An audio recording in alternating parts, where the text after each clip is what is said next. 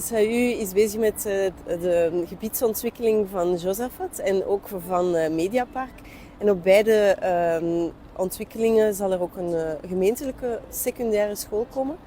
En daar hebben we eigenlijk een discussie gehad over het aantal niveaus dat we kunnen bouwen voor een secundaire school.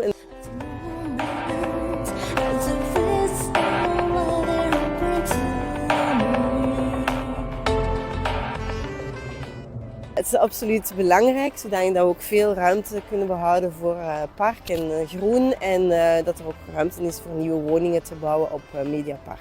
Dus het idee is om de footprint van de gebouwen beperkt te houden en toch ook een stukje in de hoogte te gaan.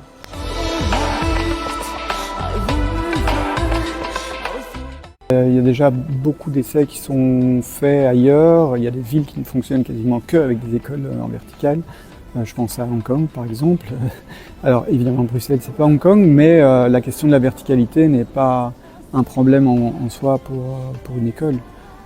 Et je pense qu'effectivement par contre ça doit être accompagné aussi d'un espace extérieur dégagé et qui est dédié à l'école. Parce que s'il n'y a que des écoles verticales et que finalement le sol à côté est racheté, à ce moment-là, on perd un peu effectivement cette qualité. Donc les deux vont ensemble, je pense.